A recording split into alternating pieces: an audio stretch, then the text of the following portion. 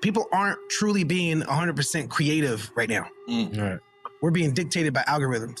Okay, you guys know who this is. This is will.i.am, Black Eyed Peas. I got a feeling that tonight, that guy, will.i.am. He was recently on the podcast Drink Champs talking about AI's impact on music, voice cloning, and the future of creativity. will.i.am is not just on the show talking AI, but he also brought an example of something he did just that morning using AI to prove his point. But he does have a hot take, and I have to 100% disagree with. And I'm wondering if you guys are going to be on my side of that argument or on his side. Now, my purpose for this channel is to not only keep you posted on the latest updates on AI, music, and content creation, but to also show you some things that you may miss that might be changing the landscape, or it might help turn things over in the market. If somebody like will.i.am, for example, here is talking positive about voice cloning or loaning out your voice or selling voice. So that means any company that's doing some of these things, you can invest in early. So I hope you find some value in something that we're doing on this channel. Without any further ado, let's check out what will.i.am is talking about.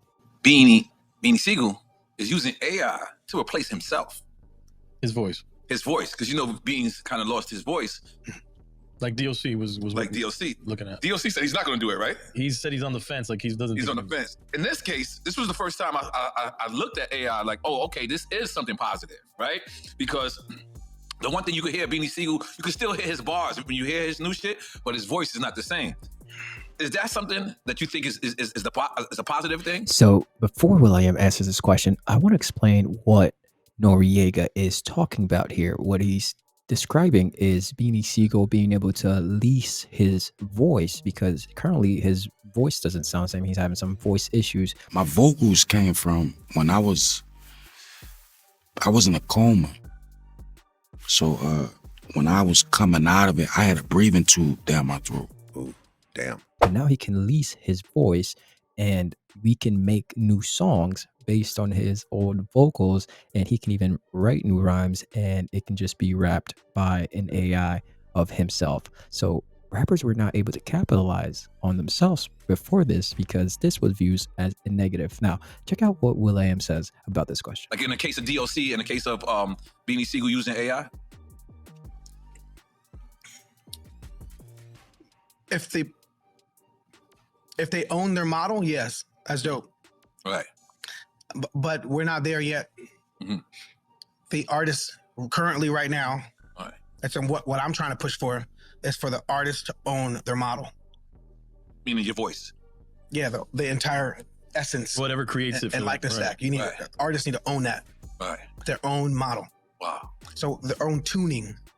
So specifically for the AI community, an artist should own the tuning of their voice, whatever that spectrum is, whatever that instance is.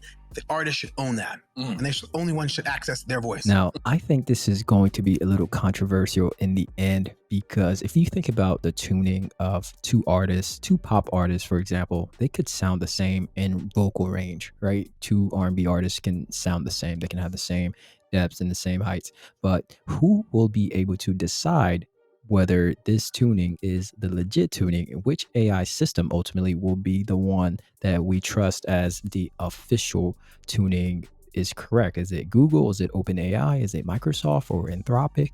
We don't really know. Those are some unanswered questions of how we can define what a tuning is for somebody's voice so they can own all of it. Tricky. The moment an artist right now, because there's no regulations, because there's no governance, does that, and they don't truly own it, that brings up a whole lot of other things, like duping, fake newsing, because they're going to be using it in ways that, that means anybody could go in there and type some shit. And what if and the instant itself is not trained and tuned around specifics on, I would never say that. Right. Now, what he's talking about here, we have to pump the brakes on, because artists currently do not own much of anything. Let me give you an example. This is like the relationship between Netflix and movie studios. Netflix depends on the movie studios to provide them with content so they can stream it, forcing this mutual relationship. But in the music industry, record labels can own up to 100% of an artist's value. That means their image rights, their voice, their vocals, every track, their masters. Now, this causes a different problem for artists because if you don't own anything, then what's stopping the record labels from creating new songs using AI with your voice? Nothing. Absolutely nothing. If they own everything, they can replicate, they can create 10 more T-Pain songs in T-Pain's voice at the height of his career and see if it'll work.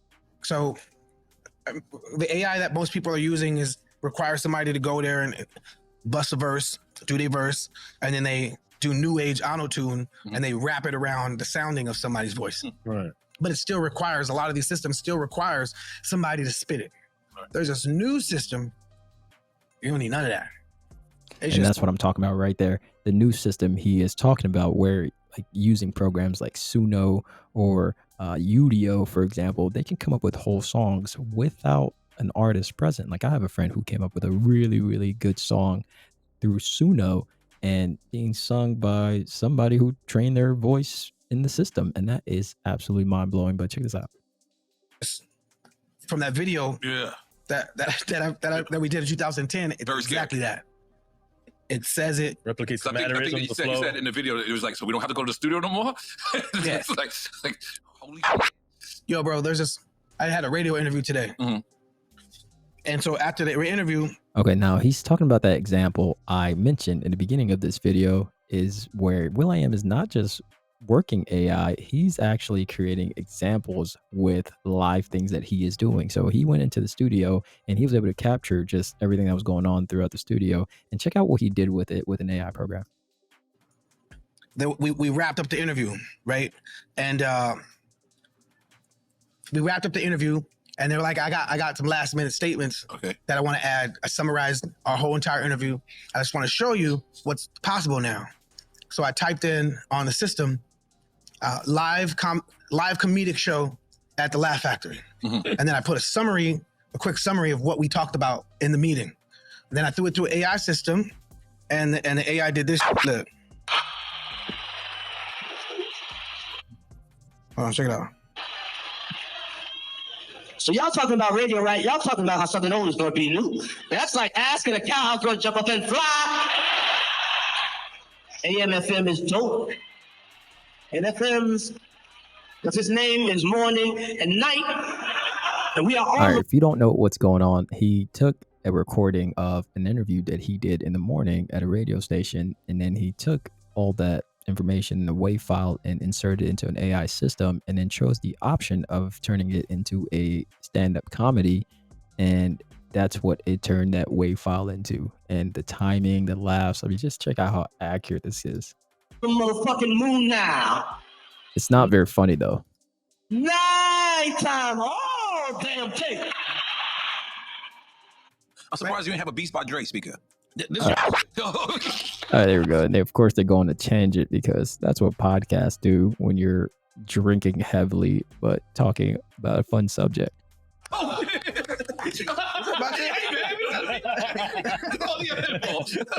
So I think that it's not just music, bro. Mhm. These things are simulating crowd laughter. Right. Know where to put it at.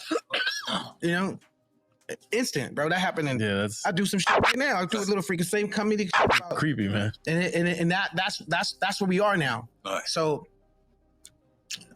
right now, you making beats, you competing with somebody on the top 10. As creatives, we're thinking about skip rates. We're thinking about like TikTok algorithms. Okay, first of all, I'm very surprised that this podcast is talking about AI in somewhat of a positive light because this podcast is made up of former rappers, major industry DJs, and will.i.am himself. And they're talking about AI in a positive light because they can see the value for artists like Beanie Siegel, who's able to get his voice trained on an AI app so he can still benefit from it.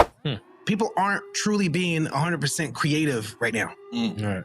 We're being dictated by algorithms. All right, and here's where I have to 100% disagree with Mr. will.i.am, which is a bold claim because he's a musical genius, a Black Eyed Peas legend. But I have to disagree with people being dictated by the algorithm for two reasons. One, we are feeding the algorithm. This is like the ultimate feed phase. If you think about everything we are doing online, you're making even this video right now, you watching this video and me recording this video is feeding the algorithm. We're making it smarter, teaching it more options of things to learn, more variations of room designs or stages or sets or lighting. Like, we are not being dictated. Instead, we are feeding the algorithm right now. We are giving it so much information, which will eventually turn around and bite us in the butt, because that's just how things work in the information age. So when AI music is in effect, who do you think's gonna,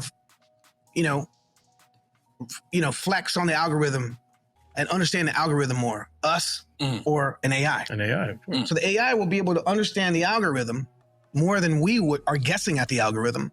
So in a real hot second, we need to change our values. We need to change like what do we really appreciate? What do we really call dope?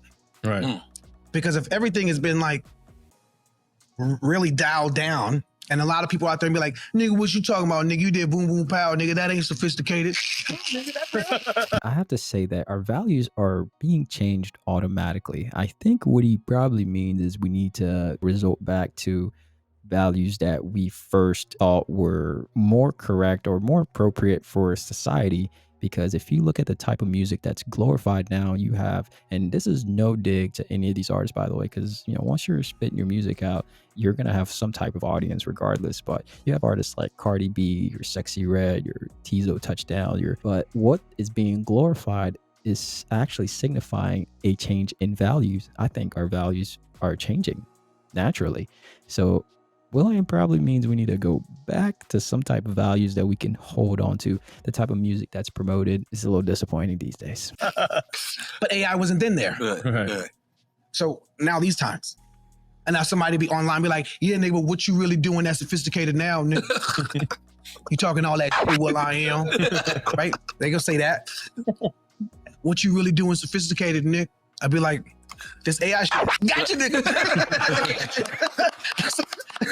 So, it's sophisticated. You ever seen the movie Idiocracy?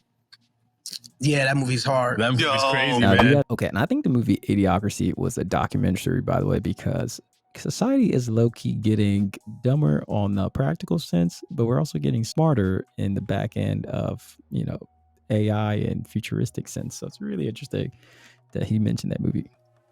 Yo, it's because Like, as time got People got dumb. on, people got dumber. I swear to God, I feel like that. I don't think there's no one in his room right now that knows their girl's number. Oh, no. You know your girl because you old school. You're a dinosaur. But it's like, just think about it.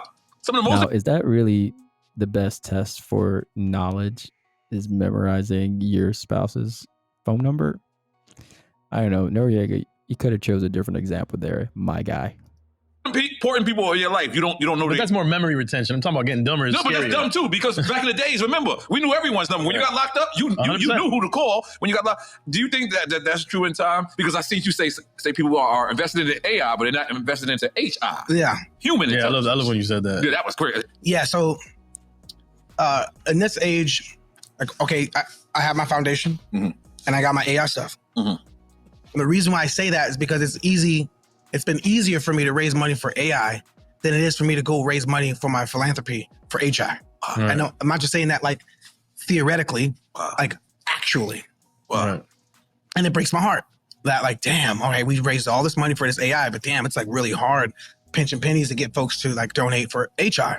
To your point. Well, to kind of counter that a little bit, you have to think Sam Altman makes a point. He mentioned that ultimately reaching AGI, which is artificial general intelligence, will bring about change that benefits everyone. The poorest of the poorest to the richest of the richest, going to kind of even out the playing field, because $100 you can start a business and make twice the revenue with AI by creating agents, and that you can make money, and it's going to really help the economy. So in a lot of ways, philanthropy just kind of gives a man a fish, versus if you focus on AI, you could teach a man how to fish. So if you look at it from that perspective, you could counter that against what will.i.am just said right there. Point on like memory retention, we have that issue, but then we also have critical thinking. That's the part. Like the critical thinking, there's nothing in society that we celebrate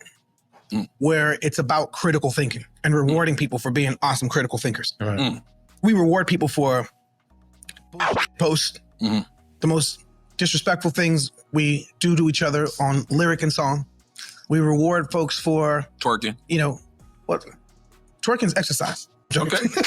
I never looked at it like that. Okay. The abdominal muscles, how awesome they got All to be. muscles are at play there. You understand?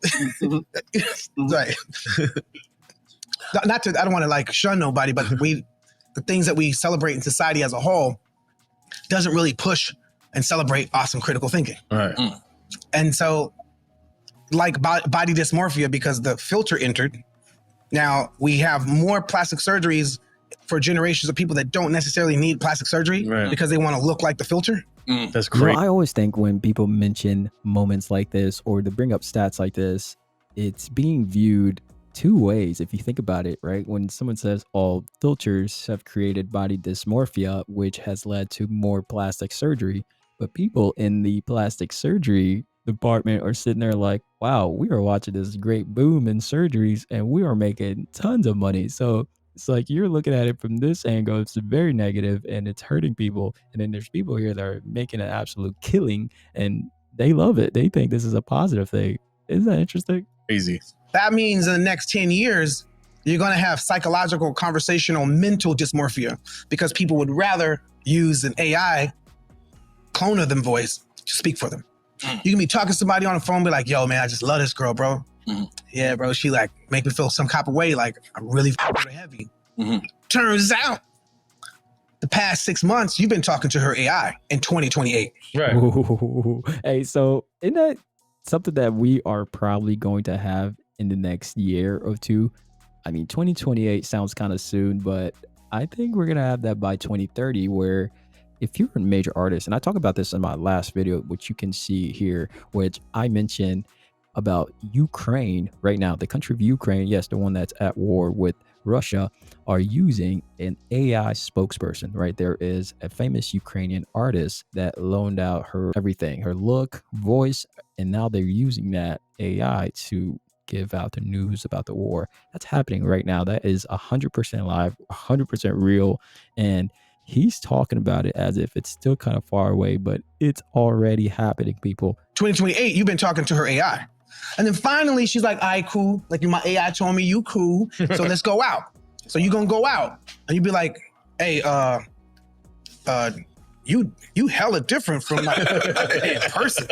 You conversationally, mentally catfish me because the depth of your intelligence is not what you have on your abundance of knowledge bot that reflects your higher self.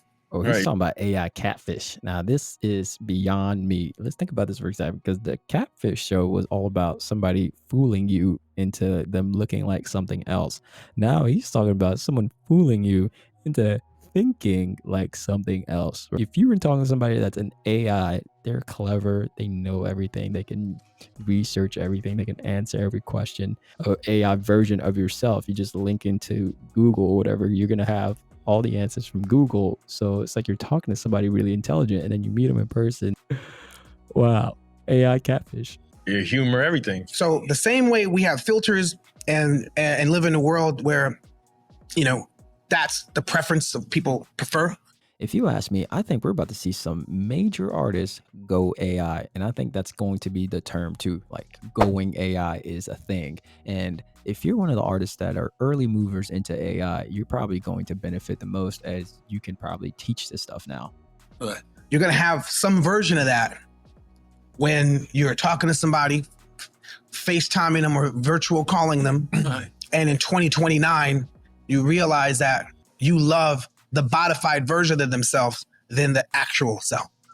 Drink Champs podcast, which was quite interesting because you have a podcast of former rappers, DJs, guys that have been in the industry and have a lot of knowledge and wisdom in that area.